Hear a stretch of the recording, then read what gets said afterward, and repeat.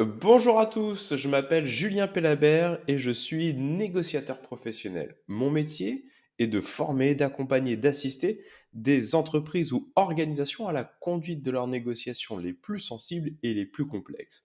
Bienvenue dans Pour parler, le premier podcast de la négociation en France.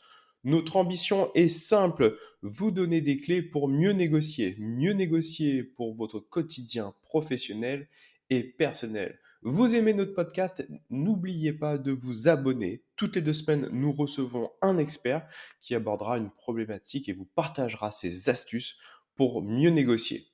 Aujourd'hui, j'ai le grand plaisir d'accueillir Sylvain Fantoni. Bonjour Sylvain, Bonjour Julien.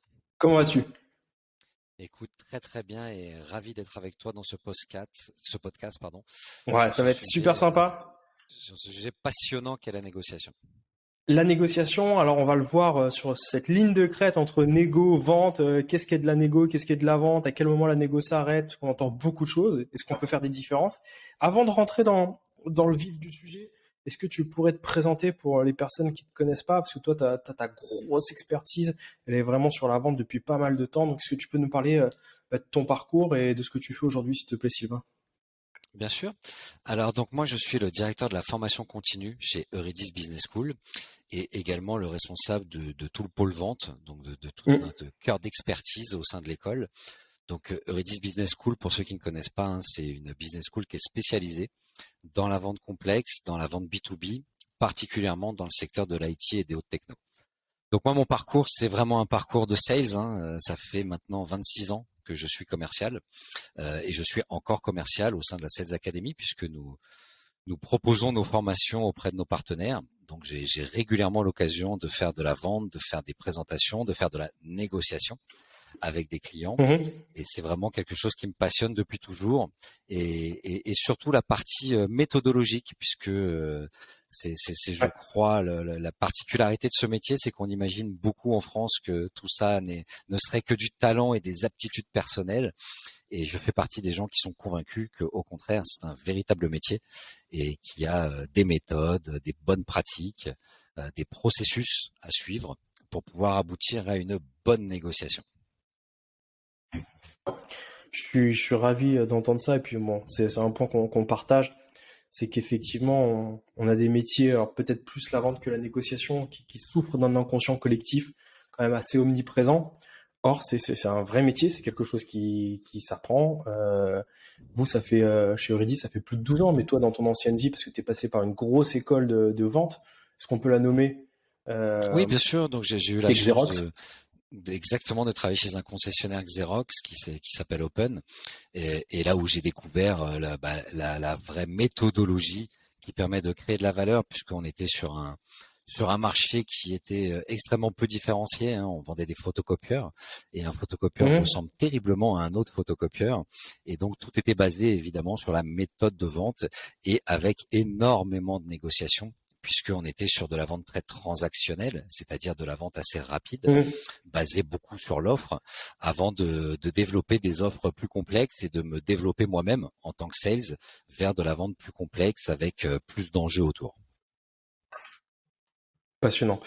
Euh, Est-ce qu'on peut rentrer dans le vif du sujet? Sylvain, en fait, je suis vraiment très, très impatient d'échanger là-dessus parce que tu fais des vraies différences entre négociation et vente, ce qui est pas toujours très clair pour tout le monde. Et pour moi, le premier, euh, c'est souvent une question de vocabulaire. Moi, c'est ça qui m'intéresse aussi. Quelle différence entre la négociation et la vente dans ton écosystème au quotidien pour toi? Alors déjà, comme tu viens de le dire très justement, il y a un vrai problème de sémantique puisque on utilise le terme négocier pour vendre la plupart du temps. Déjà parce que de Mhm. façon un peu marketing, nos amis éditeurs enjoignent beaucoup les personnes qui écrivent sur la vente à parler de négociation plus que de vente. Donc on retrouve tout un florilège d'ouvrages qui, soi-disant, traitent de la négociation et qui en fait vont te reparler de toutes les étapes de la vente. Donc déjà, il y a effectivement un niveau de vocabulaire à poser, c'est-à-dire que la vente, c'est vraiment la partie où on va trouver une adéquation forte entre des besoins et une offre, donc le commercial et son acheteur. Et une fois que ça s'est fait, la négociation intervient pour pouvoir contractualiser tout ça et aplanir les difficultés qu'on a rencontrées, qui peuvent être de divers ordres. Ça peut être le prix, évidemment, c'est à ça qu'on pense quasi tout le temps quand on pense à la négociation. Mais la réalité nous montre que le prix n'est qu'un des éléments de la négo et qu'il peut y en avoir plein d'autres. Il y a une phrase, moi, qui me vient toujours à l'esprit quand on veut parler de négociation. C'est une phrase qui, je crois, vient de Philippe Corda, de la Ségos, qui a écrit un ouvrage de référence qui s'appelle Négocier et défendre ses marges, et qui nous dit la négociation intervient après la vente. Et cette phrase met toujours un petit malaise quand je l'évoque. Quand je partage cette vision, j'ai toujours ce petit moment où on me dit bah non Sylvain, si on a terminé la vente, c'est qu'on a fait aussi la négo. Et en fait, les gens confondent la contractualisation d'une affaire, le fait de signer un contrat, qui peut passer d'ailleurs parfois par des étapes juridiques extrêmement longues et extrêmement fastidieuses entre deux grosses compagnies qui vont faire un deal, et puis le fait d'avoir vendu, c'est-à-dire d'avoir en face de nous quelqu'un qui a décidé d'acheter. Et ça, c'est quelque chose sur lequel on insiste malheureusement pas assez, c'est que démarrer la négociation avant d'avoir terminé la vente est le plus sûr moyen de se retrouver dans des phases de négociation extrêmement complexes à gérer, d'ailleurs dans lesquelles moi je n'ai pas de clé. Je ne sais pas si toi tu en as en tant qu'expert négociation, mais quand on n'a pas bien fait la vente, se retrouver face à un acheteur qui a plusieurs propositions et qui nous considère comme étant l'égal des autres, nous met en très très grande difficulté en phase de négo. Donc moi, mon seul objectif, c'est de minimiser la négociation en maximisant la qualité de l'approche vente et du cycle de vente. Envie d'apprendre à mieux négocier pour améliorer votre futur professionnel et personnel? Rejoignez le premier et unique programme de formation à la négociation globale en France. Ce parcours réunit 12 des plus grands experts français de la négociation, anciens chefs de la cellule de négociation du RAID, du GIGN, enseignants à Harvard, experts en psychologie et détection du mensonge, criminologues, préparateurs mental. Le parcours est certifiant, avec une certification reconnue par l'État et 100% éligible au compte personnel de formation. C'est-à-dire que c'est 0 € de reste à charge pour 99% de nos apprenants. Alors à tout de suite sur négociation-global.com. Passionnant, Sylvain, ce que tu me dis. Alors, si je comprends ce que tu me dis, c'est vraiment cette notion de vente. Pour toi, elle est vraiment très en amont, qui est de trouver cette adéquation entre le besoin et l'offre.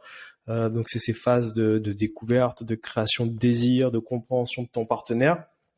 Et la négociation intervient sur la phase de closing, sur cette bascule où tu viens contractualiser l'accord, c'est ça? Exactement, même si j'ai presque envie parfois de dire que le closing est encore une autre une autre étape, un autre sujet. Mais oui, l'idée c'est vraiment de se dire, on ne doit rentrer en phase de négociation qu'avec des gens qui ont admis, qui ont évoqué le fait qu'ils ont envie de travailler avec nous. C'est vraiment basé sur un sujet que tu connais bien, qui est la négociation raisonnée de Fisher et Ury, dans lequel on ne doit pas être dans une forme de bataille. Et d'ailleurs, très souvent, les gens ont en tête une espèce d'imagerie de la négociation avec des attitudes extrêmement conflictuelles, avec un antagonisme très fort entre le commercial et son client, les deux essayant de gagner des choses complètement différentes. Et moi, je crois à une vision très très différente de ça.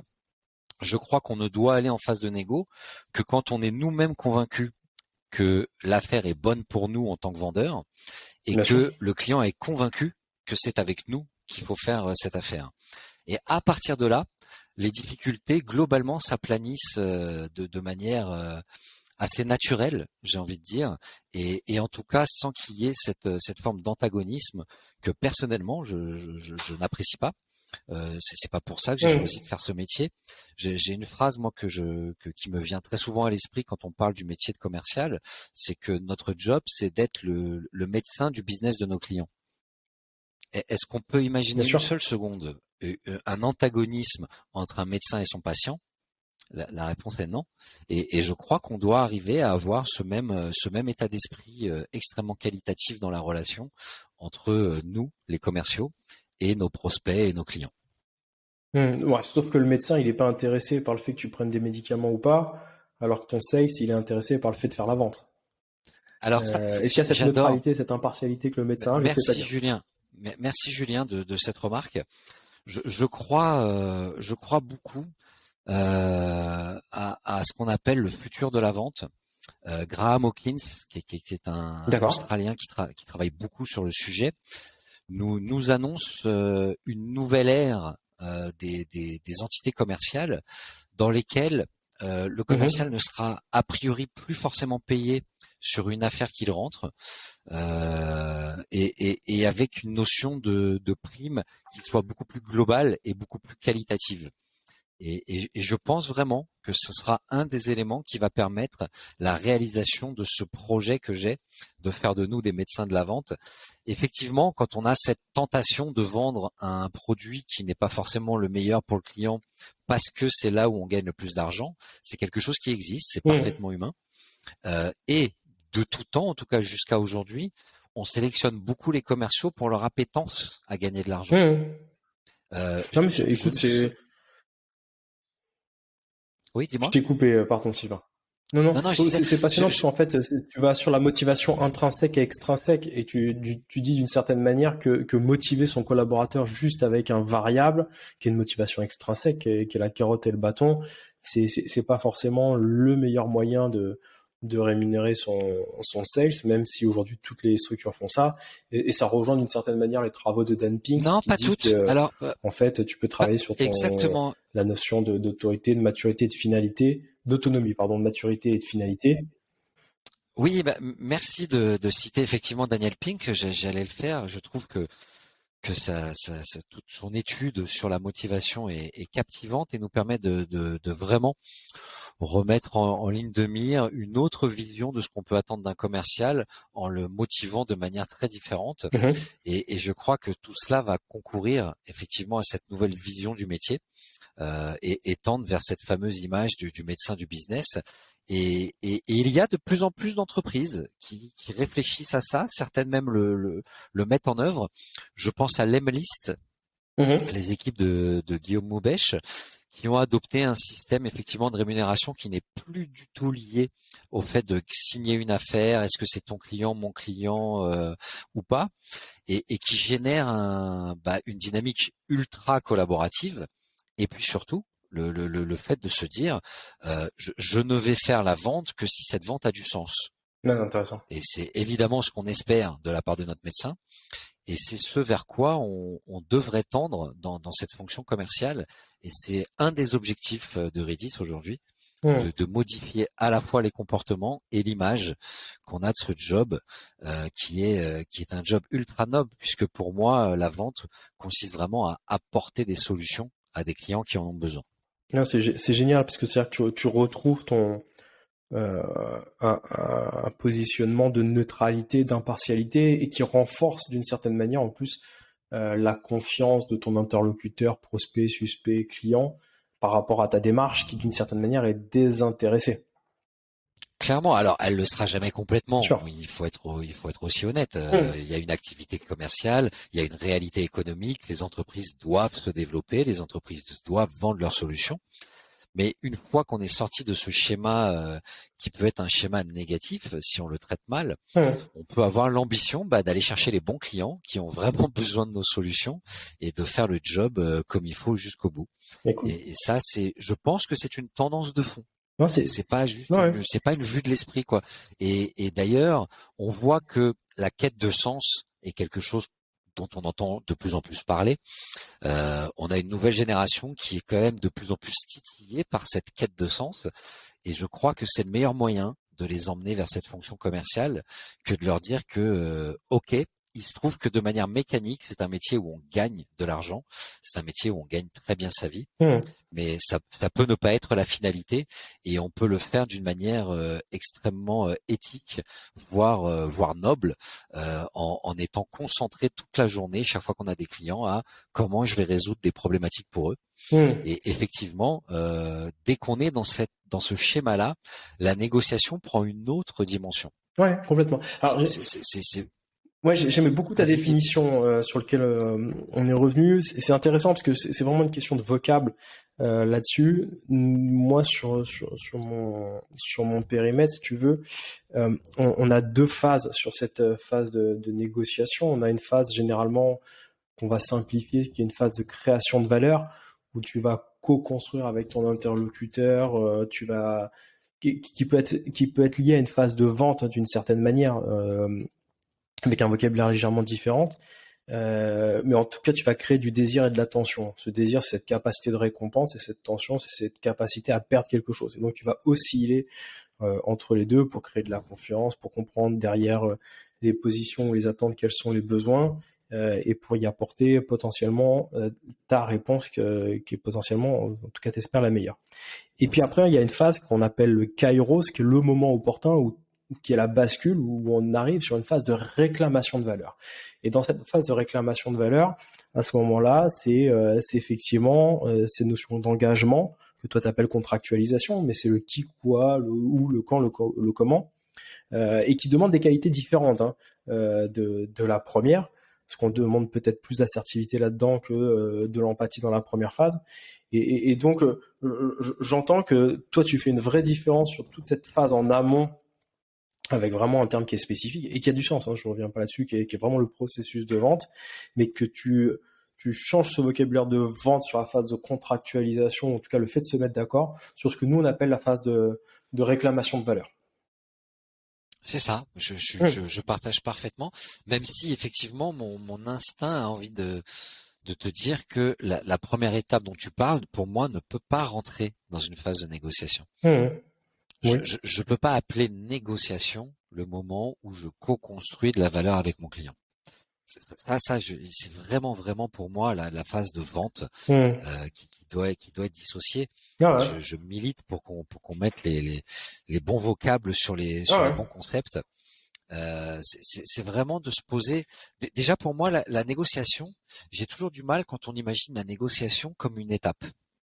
D'accord. Je trouve ça très problématique d'imaginer que la négociation soit un point, un momentum dans le cycle de vente. Pour moi, la négociation est une trajectoire. Et c'est une trajectoire qui doit s'initier quasiment dès la phase de prise de contact avec notre prospect ou notre client. Oui, c'est un objectif. C'est ça, c'est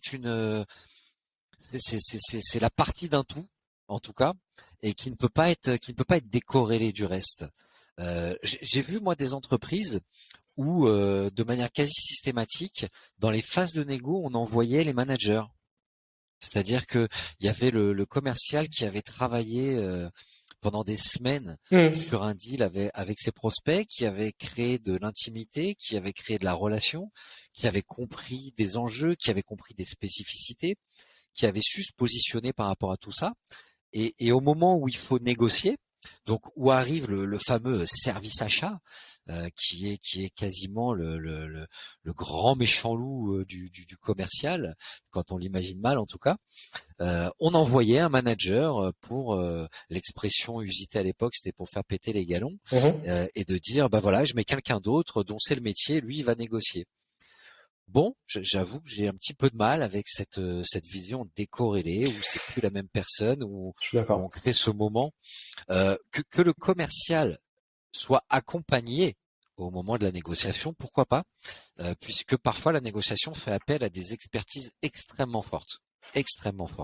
Et j'imagine qu'on en reparlera tout à l'heure, mais pour moi la clé de la négociation, c'est la qualité des concessions contreparties qu'on est capable d'imaginer. Ah, mais c'est passionnant, c'est vraiment génial parce qu'en fait, tu vois, c'est une question de vocable. C'est-à-dire que j'entends ce que tu dis, j'ai du mal à être d'accord. C'est que pour nous, la négociation, c'est une discussion qui est sur le pourquoi.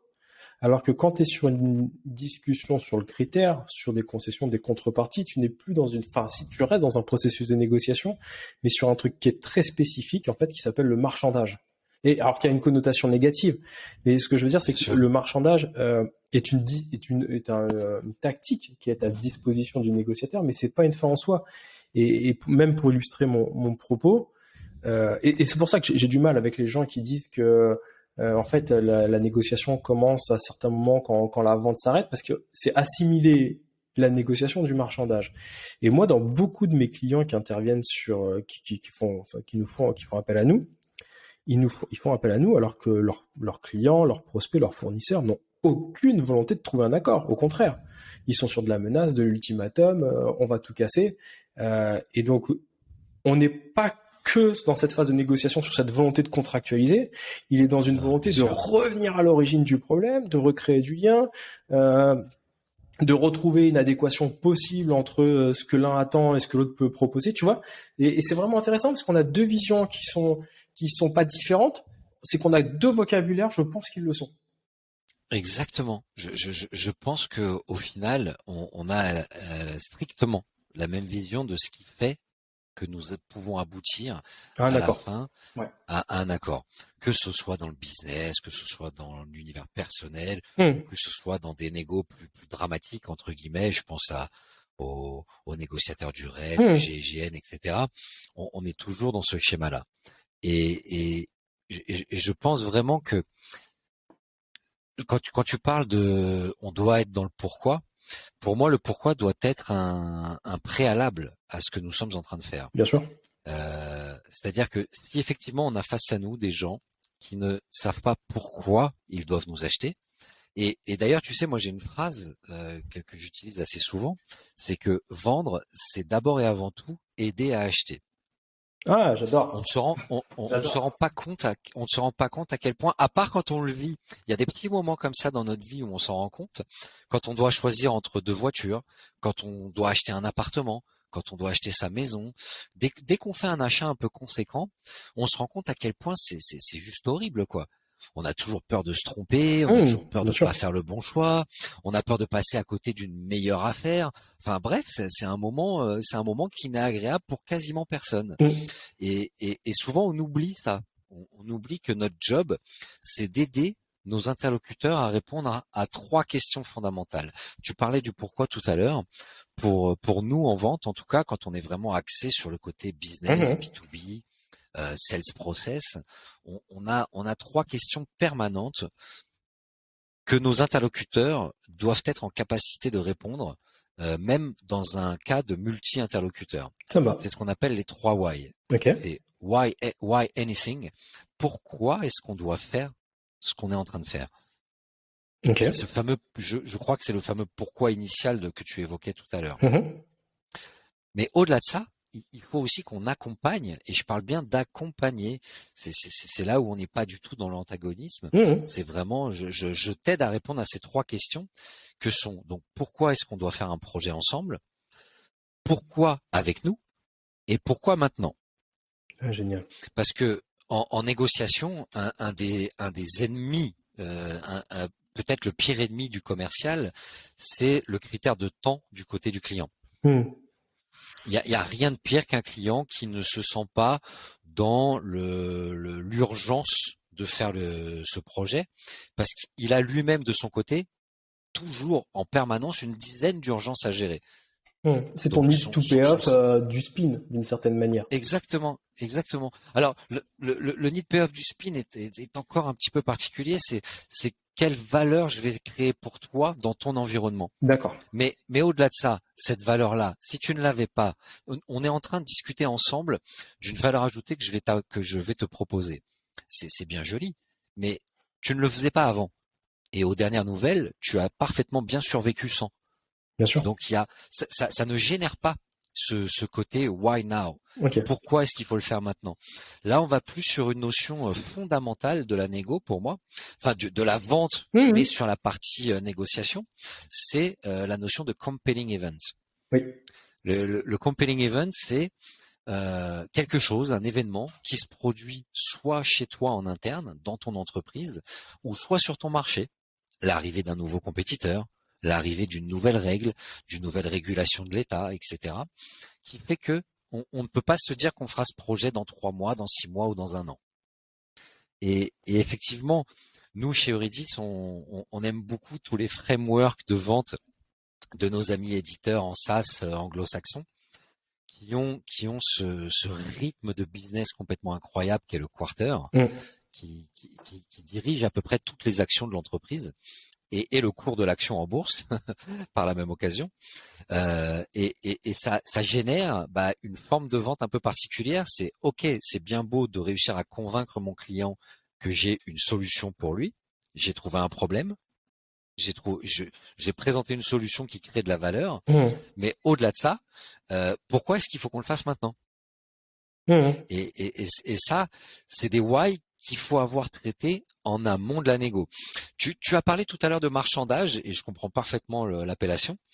Moi, je serais plus à parler de zones d'accord communes.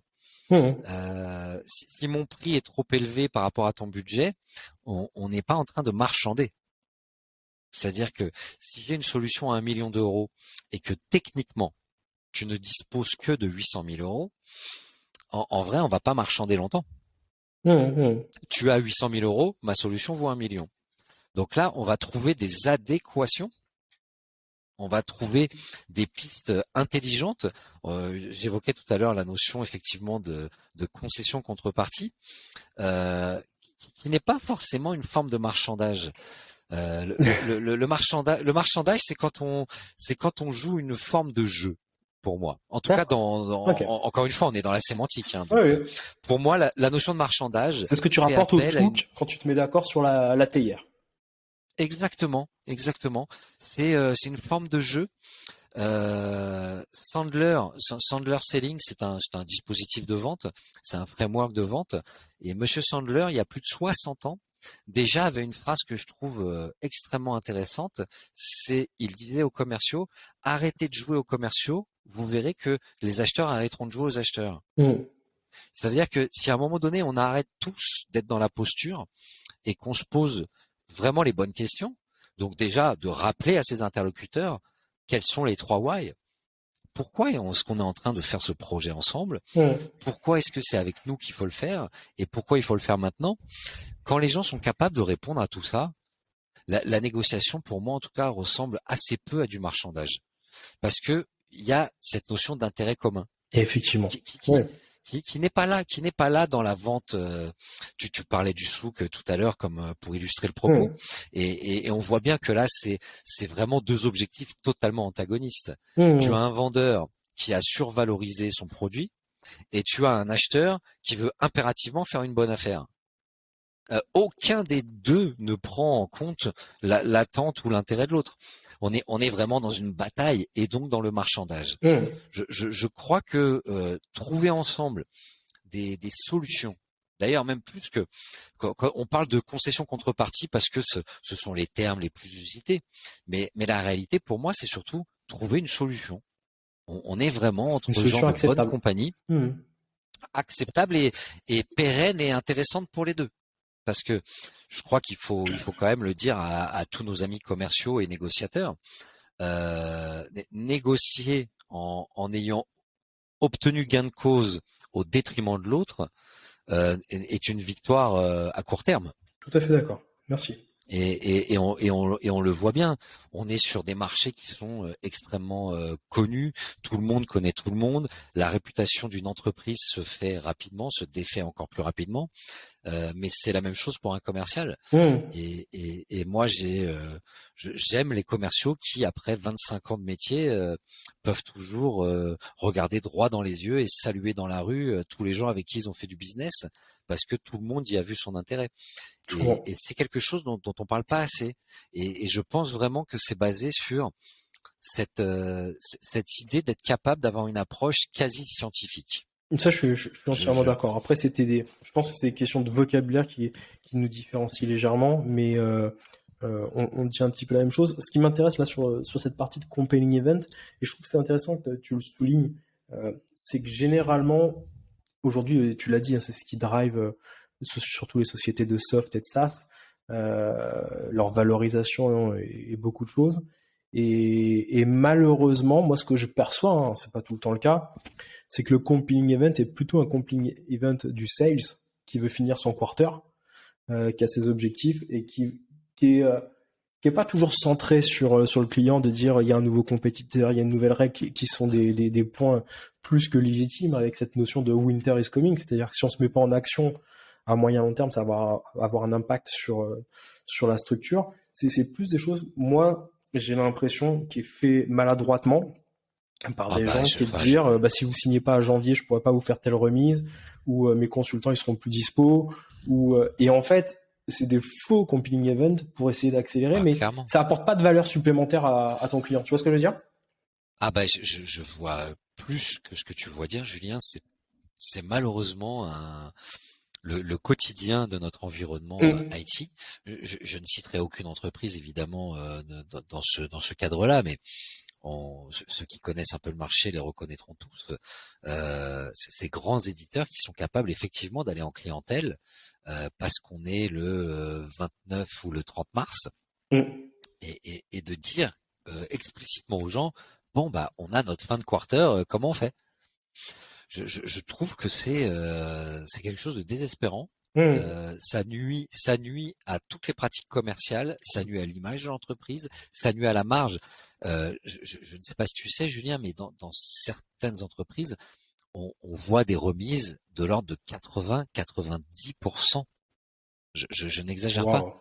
Des 80% de remises en fin de quarter ou en fin de fiscale. Tout ça, c'est pour avoir ton nouveau client, ton new business, et en se disant qu'on va pas avoir de churn à moyen long terme. Exactement. Et puis surtout, en fait, le problème initial, bon là, on peut dériver sur un autre grand sujet, qui est la notion de business review et de commitment, qui est le fait que tous les commerciaux sont incités très fortement à annoncer en début de trimestre leur objectif en tant que target réaliste. Donc, en gros, pour faire simple, si tu t'es donné 500 000 euros du chiffre d'affaires à faire sur le trimestre, comme par magie, tu vas m'annoncer 500 000 euros. Et paradoxalement, tu seras moins bien valorisé si tu fais en dessous, ça c'est compréhensible, mais si tu fais beaucoup plus, ça veut dire que ton forecast n'a pas été assez précis. Ah clairement. Alors autant au niveau du commercial, on le pardonne à peu près bien. Oui. Autant au niveau du manager, ton manager qui a mal forecasté dans un sens ou dans l'autre, se fait réprimander vraiment très fort. La bourse n'aime pas l'imprévu. Et d'ailleurs, c'est tout le sujet de quelques ouvrages, dont The Predictable Revenue, qui consiste à se dire, ou The Qualified Sales Leader de John McMahon, qui consiste à se poser la question de comment on fait pour assurer un forecast qui soit le plus réaliste possible. Et le problème, c'est comme on fait pas cette étape en amont, on a des commerciaux qui ont balancé 500 000 euros de forecast alors qu'ils les ont pas du tout. Et derrière, n'importe quel deal à 50 000, même si c'est au détriment d'un deal à 500 000 qui aurait pu se faire dans 2 mois, dans 3 mois, dans 6 mois, ça me permet quand même de me rapprocher de mon forecast. Donc c'est un peu une politique de la terre brûlée finalement. Qui nuit et qui a beaucoup nuit, je pense, à l'image que les gens ont de ce métier et de ces pratiques, sans même aller jusqu'aux commerciaux du B2C qu'on connaît tous, que ce soit pour vendre des canapés, des fenêtres ou des énergies renouvelables, avec des méthodes de vente qui sont basées sur des faux compelling events, exactement comme tu disais tout à l'heure, qui sont des compelling events du commercial, ce qui en réalité n'a aucun sens. La seule définition du compelling event, c'est ce qui se passe dans l'environnement interne du client ou sur son marché. Donc on peut pas dénaturer le sujet comme ça. Bon, maintenant il se trouve que les acheteurs se sont faits à cette situation, que les commerciaux trouvent ça normal parce qu'ils voient leurs collègues le faire aussi, et que s'il n'y a pas des gens pour bouger un petit peu les lignes, et on espère chez Eurydice faire partie de cette catégorie, des gens qui essayent de faire bouger les lignes, ça peut continuer comme ça pendant très longtemps, parce que la nature humaine est ainsi faite, on a quelques réflexes, tu sais, c'est un peu comme couper la poire en deux, qui est le plus mauvais réflexe de négociation qu'on puisse avoir, mais qui est un réflexe incroyablement ancré. C'est ce qui vient à l'esprit de tout le monde quand on est en négo. Parce que tu t'achètes Je la te paix dis sociale? 100. Ben ouais, mais je te dis 100, tu veux 50. La proposition d'après, c'est 75. C'est vrai. Mmh. Ouais. C'est quasi universel. Donc on a comme ça quelques traits de caractère qu'il faut changer, qu'il faut modifier. Et c'est de l'éducation. C'est pour ça qu'on est dans la formation chez Eurydice, parce que c'est ça notre job, c'est Mmh. d'éduquer à des nouvelles, meilleures pratiques. Mais c'est du boulot et ça nécessite aussi des nouvelles personnes.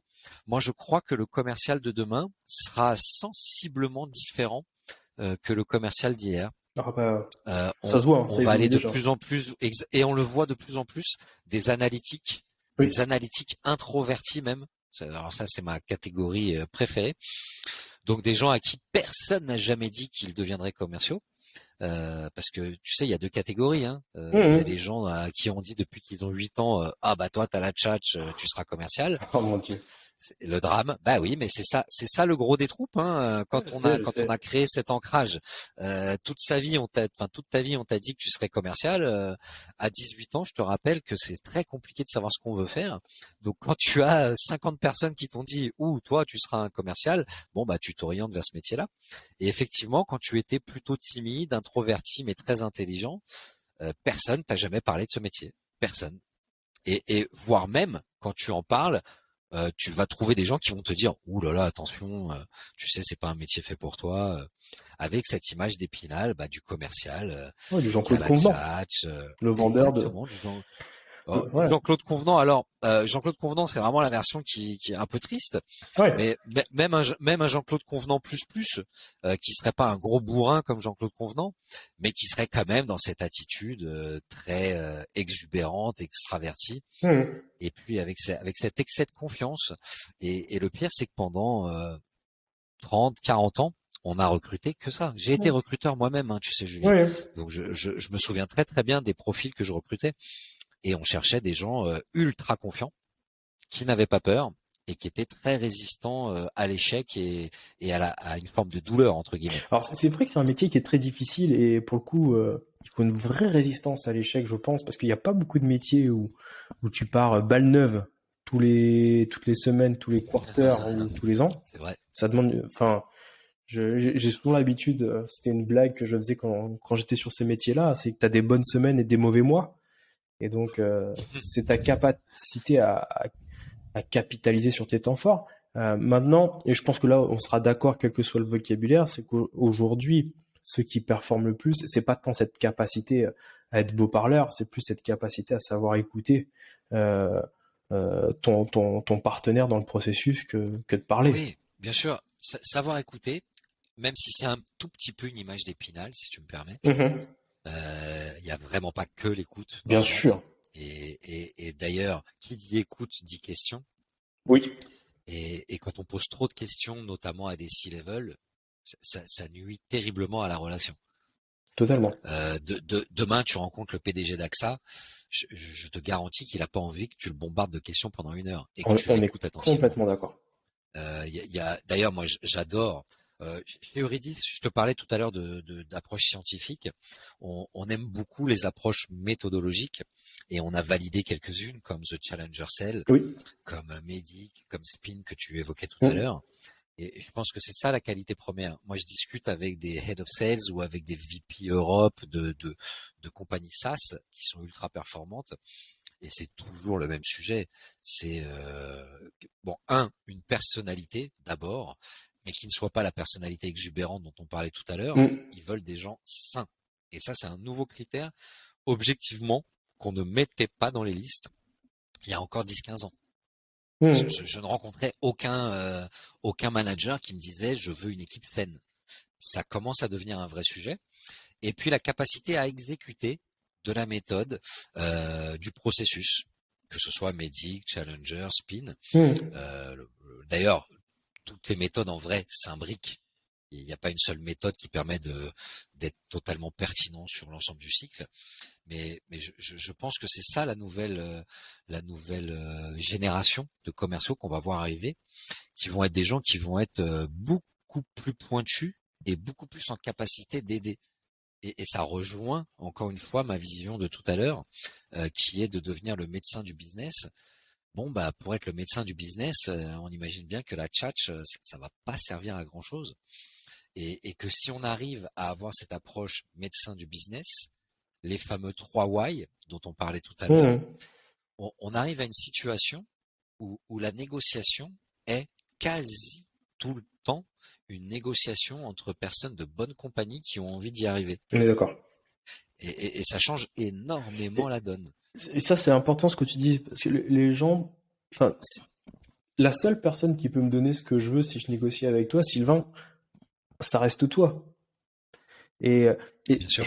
et est-ce que tu penses que tu me donneras ce que je veux si je te traite avec bienveillance, respect et entre personnes de bonne compagnie, ou si, sans parler de menaces, mais si je te mets des ultimatums, des compelling events qui sont faux, si je te mets la pression, si j'ai une asymétrie d'information, tu seras sur la défensive.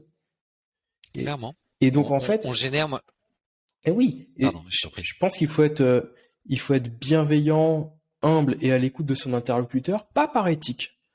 C'est pas l'éthique qui doit nous dicter. C'est juste que c'est la meilleure manière d'obtenir ce que l'on veut et même totalement ce que l'on veut. Et ce que tu dis, moi ça fait sens. Hein, c'est que effectivement, Ah bah, avoir des personnes sur qui tu tu peux sais, compter, c'est important. ce que tu viens de dire fait écho chez moi, puisqu'il y a une phrase d'un manager de chez Xerox qui nous répétait, il faut être altruiste par égoïsme. Ah, bah, c'est ce qu'on appelle l'égoïsme cognitif. Moi, on dit la même chose. Exactement. Ouais. Je trouve ça, et effectivement, soit on a des gens qui ont envie d'aller vers ça, vraiment du côté altruisme, et ça leur plaît, et ça peut être la clé de motivation. Mais même une personne très très très orientée sur lui-même, on peut l'emmener à ça en lui expliquant que ce sera de toute façon la meilleure manière d'y arriver pour lui. Ben oui, dans le business. À moins, si tu es sur une notion d'infinite game, ou en tout cas de vision à long terme, parce que tu peux plus faire de one shot sur nos industries, c'est exactement ça. J'ai envie de revenir sur ce sujet de négo en B2B. Toi, sur ton expertise, alors ok, vente, négociation, c'est quoi les clés aujourd'hui? Quelles sont les évolutions? Qu'est-ce qu'on peut utiliser dans cette phase de négociation aujourd'hui en B2B qui fonctionne le mieux en termes de système, en termes de facteurs clés de succès, de takeaway que tu pourrais nous donner, Sylvain, s'il te plaît? Oh bah déjà, alors malheureusement pas de choses nouvelles. J'ai envie de te dire, Julien, Pas grave. j'ai pas vu de nouveau système qui aurait révolutionné le sujet ces 10, 15, 20 dernières années, si ce n'est l'accès à l'info. En fait, pour moi, une négociation qui fonctionne, c'est une négociation qui, je me répète, mais à l'intérieur d'une trajectoire globale, Hum, avec une très forte création de valeur, et hum, même, comme tu le disais tout à l'heure très justement, une co-création de valeur. Mais au-delà de ça, la préparation à la négociation. bien Et sûr. je crois que c'est le Mais comme sujet pour la sur lequel vente. j'insiste. Oui, mais la vente, en fait, si tu veux, quand tu maîtrises certains frameworks comme Spin ou comme Value Selling ou comme Challenger Sell, j'ai presque envie de te dire que tu peux être moins en préparation, puisque tu vas pouvoir obtenir beaucoup de matières premières lors du rendez-vous. Hum, En négociation, il faut venir avec sa matière première. Donc la d'accord. préparation prend une dimension pour moi encore plus importante avec une notion de calcul. Comme je te disais tout à l'heure, pour moi une des clés d'une bonne négo, c'est d'être en capacité donc de trouver une zone commune d'agreement, un truc Hum, qui vraiment fonctionne. Et pour ça d'être créatif dans ce que je peux te demander si ce que je voulais initialement n'est pas possible. On parlait tout à l'heure, tu sais, en vente, il y a un truc qui m'obsède presque de temps en temps, c'est qu'est-ce qu'on peut répondre d'autre que par rapport à quoi quand on nous dit qu'on est trop cher. Et je vois plein de gens inventer des choses, mais quand on les creuse un peu, ça fonctionne que moyennement. Quand hum. quelqu'un nous dit qu'on est trop cher, il n'y a pas 50 000 sujets. C'est soit on a de la compétition en face de nous, soit on a un budget, soit on a mal vendu la valeur. Et la personne trouve que c'est, dans sa perception, en tout cas, ça ne devrait pas valoir ce prix-là. Bon, Hum. quand on a un problématique de budget qui n'est pas modifiable, ça sert à rien, tu sais, de marchander, comme tu disais tout à l'heure. On va pas changer la situation. Il y a un dicton que j'aime beaucoup qui consiste à dire que il faut mettre toute son énergie sur ce qu'on peut changer et avoir la capacité rapide d'accepter ce qu'on ne peut pas changer. Entièrement Parce d'accord. que sinon, on perd du temps, on perd de l'influx, on perd de l'énergie et on perd aussi l'attention de notre interlocuteur. Quand tu as un vendeur Hmm. qui essaye 10 fois de t'expliquer que ça vaut 900 000 quand tu n'as que 700 000, bon bah rapidement, t'es plus dedans parce que tu te dis ok, il a pas compris, j'ai une forte contrainte. Par contre, à ce moment-là, avoir la capacité d'être ultra créatif et donc d'avoir quelqu'un de collaboratif en face de nous, et c'est encore une fois le postulat de départ, quelqu'un qui a envie qu'on réussisse, et ben là, on va pouvoir préparer au mieux en amont toute une liste de sujets qu'on va pouvoir tester avec notre interlocuteur. Hmm. On se rend pas compte, mais par exemple, et ça c'est un sujet que les commerciaux aiment assez peu aborder finalement, mais la notion de conditions de paiement, la notion de Oui. flux de trésorerie, qui est un sujet souvent fondamental pour leur entreprise, mais comme il n'est que très peu inclus dans le variable des commerciaux, c'est un sujet que les commerciaux délaissent de Voire pas manière inclus même. Hmm. ah ouais, c'est souvent spectaculaire comment ça ne les concerne pas, alors qu'on peut trouver ici des gens par exemple qui n'ont pas le budget, mais qui ont une très grosse trésorerie, qui ont du cash. Donc à qui on peut Hmm. demander une structure de paiement complètement différente. Et ça, je pense que c'est le type numéro un à donner à un jeune commercial ou même à un commercial aguerri. C'est est-ce que tu t'es posé réellement toutes les questions de tout ce qui est modifiable et qui pourrait compenser le fait que tu ne puisses pas vendre à 900 000. Et ça, je pense que c'est ce qui est le moins bien traité chez les commerciaux. En fait, on essaie toujours Hmm. soit de marchander, comme tu le disais si bien, soit d'obtenir alors la contrepartie la plus comment dire ça, la moins pertinente pour moi, même si je comprends le besoin de la bourse et du quarter, mais qui est de dire ok, je baisse mon prix de 300 000 euros, mais vous signez tout de suite. Bon, là, on sent bien qu'en termes d'échange de valeur, on est tombé un tout petit peu au fond de la cuvette, quoi. Donc, Le je pense problème, qu'il c'est y a que tu ça. éduques aussi Et ton partenaire en face de toi à te refaire la même chose dans 3 mois, 6 mois, 1 an, si tu mais, dois re-signer un deal. mais, mais demande à tous les acheteurs de l'IT qui achètent des bases de données, pour ne pas Hmm. citer l'éditeur concerné, mais tout le monde sait les quarters et la fin de fiscale. C'est-à-dire que tout le monde sait qu'il y a Ouais. une grande entreprise américaine à qui il faut acheter impérativement la dernière semaine d'avril. Parce Parce que qu'après, c'est la fin de début l'année. mai, bah oui, début mai c'est la fin de fiscale Ouais. et tout le monde le sait. Donc voilà, ça crée vraiment. C'est ce que je te disais tout à l'heure par rapport à Sandler, où on rentre dans un jeu finalement. Et un jeu qui n'est sain pour personne. C'est pas sain pour les clients parce que on fait du cinéma, puis c'est pas comme ça que les gens ont envie d'acheter. En Hmm. vrai, moi, ce que je préfère, c'est quand on me donne tout de suite le vrai bon prix. Hmm. Même C'est-à-dire si que je suis obligé. si ton interlocuteur te dit c'est trop cher, Sylvain, toi, ce que tu préconises en réflexe, c'est de voir tous les sujets qui peuvent être connexes au prix sans forcément rentrer dans le débat du prix. C'est ça, hein? Alors non, c'est d'abord de comprendre par rapport à quoi je suis trop cher, parce qu'il y a D'accord, ok. vraiment trois situations extrêmement différentes qui nécessitent des traitements extrêmement différents. Et répondre tout de suite du tac au tac sur le c'est trop cher. Hmm. Tu vois, par exemple, il y a énormément de cas. Alors moi, je le sais puisque je suis coupable. On éduque nos commerciaux à beaucoup parler de ROI, de TCO, donc Mhm. de démontrer la valeur financière de l'opération.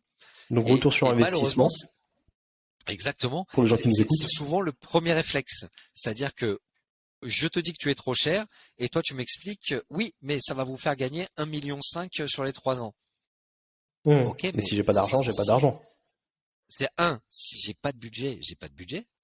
Deux, si j'ai un compétiteur, on va prendre un cas extrêmement simple qui parle beaucoup aux gens qui écoutent les podcasts de négociation et de vente, qui est le cas du CRM. Tout le monde Mhm. connaît Salesforce, tout le monde Bien sûr. connaît Microsoft Dynamics, tout le monde connaît Oracle. Bon, les trois font des très très bons CRM. Donc, si jamais tu as basé toute ton approche commerciale sur les bienfaits d'un CRM, le fait de pouvoir piloter, anticiper, etc., et que ton client a une offre 20% moins chère, Bah, ton ROI, en vrai, c'est le ROI du CRM de manière générique. Donc, ton ROI est valable pour Salesforce et pour Dynamics. Donc l'idée de bien comprendre, parce que c'est vrai que c'est l'objection tarifaire qui déjà tétanise le plus les commerciaux, et puis c'est celle qu'on rencontre quand même le plus souvent et qui a l'air de poser le plus de problème. Et moi j'enjoins vraiment tous les commerciaux à, avant de démarrer, avant de lancer l'artillerie lourde, venez, on se pose une vraie question. Est-ce que j'ai en face de moi, alors quelqu'un qui veut m'acheter ou quelqu'un qui est en train de me négocier? Est-ce que je suis dans une posture d'acheteur parce que le mec réfute toute idée de valeur particulière de mon offre, avec la fameuse notion d'USP, Unique Selling Proposition? Est-ce que j'ai su mettre en avant un élément différenciant? Est-ce que j'ai fait un proof of value et non pas un proof of concept de ma solution par rapport à d'autres solutions? Une fois que j'ai déterminé que j'ai quelqu'un qui veut m'acheter mais qui me dit que je suis trop cher, je dois impérativement savoir si il a une problématique budgétaire, s'il a une problématique de concurrence, on lui a demandé d'avoir 3 offres et il a 2 offres moins chères que la mienne, ou est-ce que tout simplement, et ça c'est quelque chose qui arrive aussi, il n'a pas compris la valeur. C'est-à-dire que dans toute ma démonstration, lui il voit un logiciel et quand je lui annonce que ça coûte 2 millions d'euros par an, bah, pour lui le chiffre est complètement hors propos. Et chacune de ces 3 situations nécessite un traitement totalement différent. C'est-à-dire que si la personne n'a pas de budget, ça sert à rien de partir dans la valeur ajoutée. Ce n'est pas le débat. Il a 700 000, on veut vendre 900 000.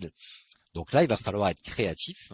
Est-ce que ma solution peut se splitter? Est-ce que je peux enlever des morceaux de ma solution? Est-ce que je peux choisir un périmètre, étaler les paiements, trouver des solutions de financement, choisir un périmètre un peu plus restreint pour en faire finalement un gros proof of value, c'est-à-dire on va démontrer à l'ensemble de l'organisation que ce qu'on fait est très pertinent chez eux sur un périmètre conscrit. Pour aller chercher des sponsors. Pour pouvoir faire, et pour pouvoir faire le big deal l'année d'après. Est-ce que le budget, si c'est un problème de budget, est-ce que le budget est mouvant ou est-ce qu'il est fixe? Tu sais, moi, j'ai déjà vu des situations, Julien, où la personne qui te dit qu'il n'a pas le budget est en vérité la personne qui décide du budget. Donc, c'est drôle. Si tu commences pas par essayer de comprendre la nature et la structure du budget, tu peux te retrouver à faire des étapes de négociation alors qu'il suffisait de refaire une étape de vente pour aller chercher le bon budget. Mais est-ce que ça serait pas une petite erreur d'un sales peut-être de pas avoir quantifié une enveloppe plus tôt dans le process que d'annoncer tardivement un prix qui est surprenant légitimement? Je parle vraiment quelqu'un qui découvre que c'est complètement hors scope et qui dit en fait j'ai pas le budget. Alors tu as parfaitement raison et ça dépend complètement de la nature du cycle de vente. D'accord. En fait, il y a des cycles de vente plutôt rapides où en gros on fait ce qu'on appelle le discovery call, c'est-à-dire on va faire l'entretien de découverte. Très rapidement on bascule sur de la démo. Et assez rapidement, on présente notre offre. Et là, il n'y a pas toujours eu cette phase d'éducation au prix qu'on va pouvoir amener parce qu'on est basé. Et en fait, surtout, l'autre problème, c'est que le commercial est parfois aveuglé par son ROI. Oui, parce qu'on est sur des cycles de vente qui sont très courts. Oui, et que le ROI peut être très bon. Donc, par exemple, je sais que je vais te vendre quelque chose à 50 000 euros, mais je sais pertinemment qu'il va t'en faire gagner 80 ou 100 000. Donc, je suis pas inquiet sur mon prix. J'oublie juste qu'il y a il y a une réalité qui est la disponibilité financière. La trésorerie. Est-ce que la personne en face de moi est en capacité de... Et puis, tu as aussi un autre sujet qui, alors là, pour le coup, intervient plus en vente complexe, c'est que tu as fait... on a l'habitude de dire chez Eurydice que la proposition commerciale doit être un phénomène itératif, c'est-à-dire quelque chose que tu as travaillé avec ton client avec des allers-retours. Mais la réalité, et ça, je crois que ça s'est avéré quasiment à chaque fois que j'ai fait des soutenances, c'est que il y a très souvent des gens que tu n'as pas vus dans ton cycle qui sont présents à la soutenance. Oui. Et qui ont d'autres intérêts, qui peuvent être le métier, le sponsor, le juridique, l'avant-vente, compliance, et qui vont chacun prêcher pour leur paroisse. Et tu ne sais pas quel est leur niveau de préparation sur le dossier. Oui, Donc complètement. le mec surpris un peu par le tarif, ça arrive malheureusement plus souvent qu'on l'imagine. Ah, complètement. Euh, je suis entièrement d'accord. C'est vraiment passionnant. Est-ce que tu aurais autre chose, un autre tips, une autre clé de négociation en dehors de cette préparation que tu retrouves régulièrement en B2B sur le sujet, Siva?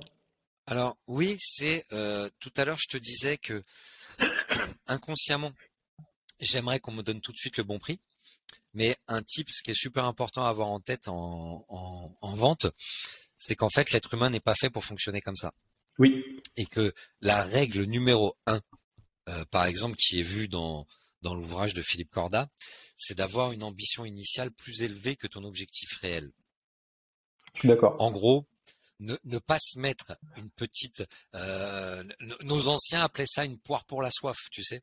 Avoir ce petit bout de gras qu'on pouvait négocier justement en se disant si je veux vendre à 100 000, on va quand même démarrer à 110 000, histoire de se laisser une petite marge de négo. Et malheureusement, quand on veut trop bien faire les choses et qu'on arrive avec le juste prix, qui a vraiment été étudié pour être le meilleur prix possible pour le client, eh ben on génère une frustration complètement délirante. Je En fait, suis il entièrement faut bien se d'accord. rendre compte qu'un acheteur C'est lié doit au gagner. cerveau, hein. Ah ben bah alors là, on est dans les neurosciences. On adore les neurosciences chez Eurydice, donc on travaille beaucoup là-dessus. Nous, en négociation, on parle beaucoup des profils psychologiques de nos interlocuteurs. Mhm. Et il y a une réalité, c'est que la personne souvent qui nous achète est mandatée pour ça. Ouais. Elle est parfois même Nous, payée pour ça. c'est ce qu'on appelle en égo, c'est ce principe de résistance qui est de dire que le cerveau n'apprécie que ce qui est compliqué pour lui à obtenir. Plus c'est simple et plus ça peut générer de la frustration. Et j'ai accompagné une entreprise du CAC, je nommerai pas, où on forme les hauts potentiels, donc le top 300. Et j'ai un des collaborateurs qui a 45 ans, voilà, à peu près, qui trade sur de la matière première en Suisse et qui me raconte sa première négociation de salaire. Et donc c'était il y a 20 ans pour lui, quelque chose comme ça. Il me dit voilà, ça fait quelques années que je suis sur mon desk, il y a eu un turnover et sur un hasard de vie, je suis le plus senior. Donc je me dis bah je vais négocier mon salaire. Il va voir son patron et bon, t'imagines bien, c'est des gros salaires, voire certaines années à J'imagine. 7 chiffres. Il va voir son patron et il lui demande une augmentation qui est pour le commun des mortels plus qu'importante. Et son patron le regarde droit dans les yeux et lui dit ok, quoi Ok. d'autre? Et en fait, il me dit, c'était il y a 20 ans, j'ai jamais été autant humilié de toute ma vie, alors que mon patron m'a donné ce que j'ai voulu. Bien sûr. Et tu vois, c'est Ah ben vraiment ça qui est intéressant, c'est de comprendre que même si son patron, sur une excellente intention, peut-être lui a donné plus que ce qui était prévu, mais il valorise tellement son interlocuteur, son collaborateur qui dit, bah, je vais faire l'effort, il n'y a pas eu ce principe de résistance. Il n'y a pas eu cette difficulté que tu retrouves. Qu'est-ce qui fait que c'est intéressant, enfin, que les gens apprécient faire HEC, c'est parce qu'il y a 300 personnes. Aujourd'hui, bien sûr. certains peuvent acheter des formations sur des parcours beaucoup plus seniors, ce qui dévalorise d'une certaine manière la marque. La fonction première du bizutage à l'époque, c'était dans la dureté, dans l'effort qu'on va souder ce collectif. C'est ce principe encore de résistance. Mais s'il n'y a pas ça, c'est vrai que le cerveau a du mal à l'apprécier. Ah mais moi je suis très vigilant sur ces biais cognitifs, cérébraux.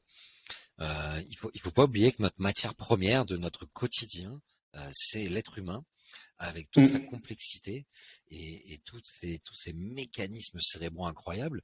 Il y a effectivement ce biais de complexité que tu viens d'évoquer, et puis aussi ce biais de je rentre en négociation, je dois donc gagner quelque chose. Encore une fois, il faut bien imaginer qu'on doit aider. Je te disais tout à l'heure que notre job, c'est d'aider l'autre à acheter. Ouais. Alors, c'est aider l'autre à acheter sur le moment, quand on est lui et nous autour d'une table avec un contrat à signer. Mais il faut aussi prévoir la suite. Socialement, comment est-ce que cette personne va maintenant justifier de son achat? Et si on ne C'est traite pas génial. ce point-là, c'est extrêmement ça peut mettre en vrac des négociations qui auraient pu bien se passer juste parce qu'on n'a pas prévu le petit package de bon bah quelle est la belle histoire que tu vas pouvoir raconter.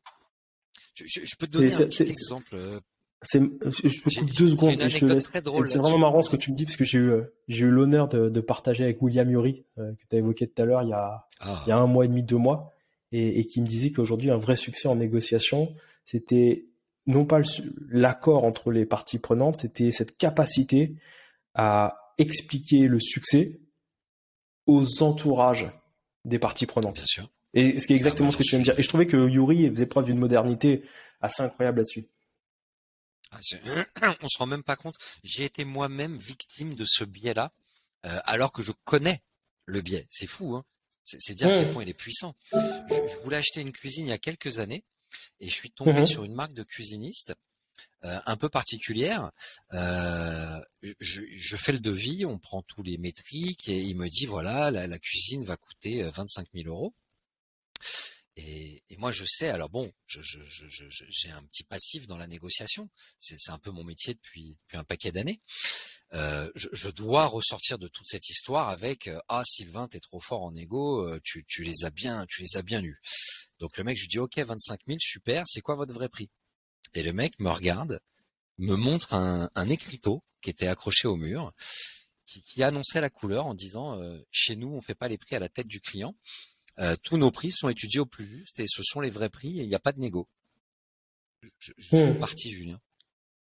Il était strictement inenvisageable pour moi, en tant que commercial, en tant que formateur en vente, de repartir avec une cuisine non négociée. Qu'est-ce que Et j'aurais ça pu se trouve, c'était raconter un aux bon gens? prix à 25. C'était le prix Mais clair. mais pour de vrai, j'ai acheté derrière une cuisine au même prix. C'était pas du tout le prix le problème. C'est juste que il m'était rigoureusement impossible de rentrer à la maison et d'expliquer à ma femme que j'avais acheté une cuisine au prix où on me l'avait proposé. Ce n'était techniquement pas jouable. Ah, Donc c'est cette notion de log c'est un biais social. extrait. Ouais. Exactement. C'est exactement ça. Donc s'il y a bien un tips, enfin des tips à retenir sur la négo pour des commerciaux, c'est un de la préparation et deux de la considération pour la personne qui est en face de nous, Ah, qui n'est génial. pas que dans son rôle d'acheteur, mais qui va devoir vivre avec tout cet achat. Et puis un dernier point peut-être super important pour les vendeurs, c'est que je crois qu'intuitivement tous les commerciaux ont l'impression que c'est plus facile d'acheter que de vendre. Je connais quasiment aucun commercial qui ne m'ait pas dit oh là, les acheteurs ils ont la belle vie, oh là là acheteur c'est Et, cool, oh là là.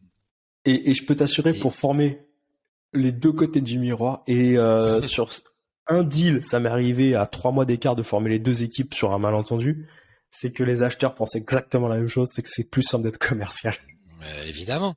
Et moi ma réalité, Julien, je te l'ai dit, c'est que c'est plus complexe et plus engageant d'acheter que de vendre.